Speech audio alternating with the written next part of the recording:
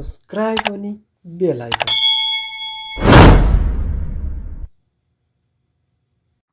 आइबिके ब्याङ्कको एसएमएस मोबाइलमा तपाईँको एसएमएस आउँदैन। एसएमएस आउने कसरी गराउने त है? सर्वप्रथम तपाईँले आफ्नो आइबिके ब्याङ्क ओपन गर्नु होला। आइबिके ब्याङ्क ओपन गर्नुहोस् र आफ्नो आइबिके ब्याङ्क यो चाहिँ अब यस्तो खुलिसकेको छ। अब चाहिँ तपाईँ यहाँ थ्री डटमा जानुहोस्, माथि राइटको टप थ्री डटमा, अनि चाहिँ तपाईँ यहाँ सल्जङ मेन्युमा जानुहोस्। सल्जङ,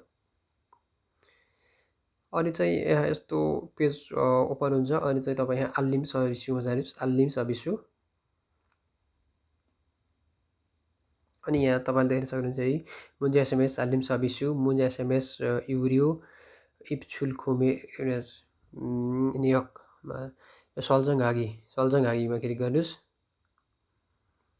अनि यहाँ चाहिँ तपाईँको यस्तो पेजहरू ओपन हुन्छ। सुसुर्यो शुल्क लाग्ने र सुसुर्यो छुल्गुमिल कसरी यो चाहिँ यहाँ तपाईँले हेर्नुहुन्छ ओल 900 ओन लाग्ने रहेछ महिनाको भने चाहिँ तल्लो चाहिँ मेल 10 काट्ने होइन, 10 सिल छैछ सिन्छङ 18। अब तपाईँले दुइटामा एउटा जुन रोज्दा पनि ठिकै हुन्छ र राइट लाग्छ।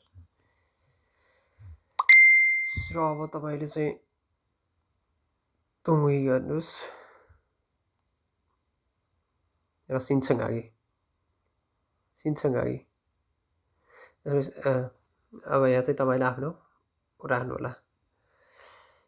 इन्जुम आफ्नो फोन नम्बर हाल्नुहोस् यहाँ 5949102 अब चाहिँ इन्जुङ भनौँ फाल्सुङमा क्लिक गर्नुहोस्। इन्जुङ बनहरू फाल्सुङ एस सुविधा वाकिन कोड आइसक्यो। ती कोड चाहिँ अटोमेटिक रूपमा जान्छ र इन्जुल वाकिन गर्नुहोस्। मेरोमा चाहिँ अटोमेटिक दिन्छ, तपाईँको पनि दिन्छ, सबैको अटोमेटिक दिन्छ। र चाहिँ इन्सुल आगे गर्नुहोस्।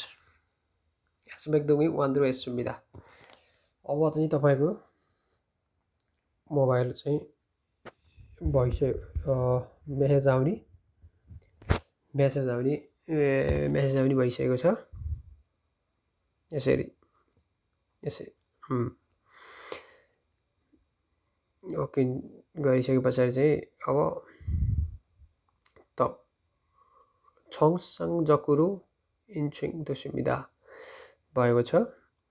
र अब चाहिँ यहाँ वाकिङ गर्नु होला। वाकिङ आफ्नो चाहिँ नम्बर हाल्नुहोस्।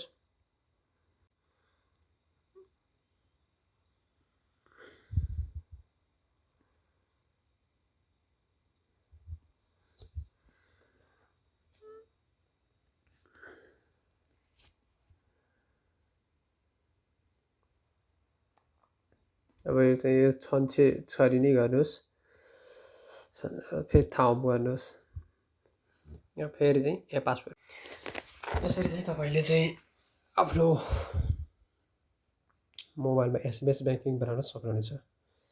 हस् त, धन्यवाद।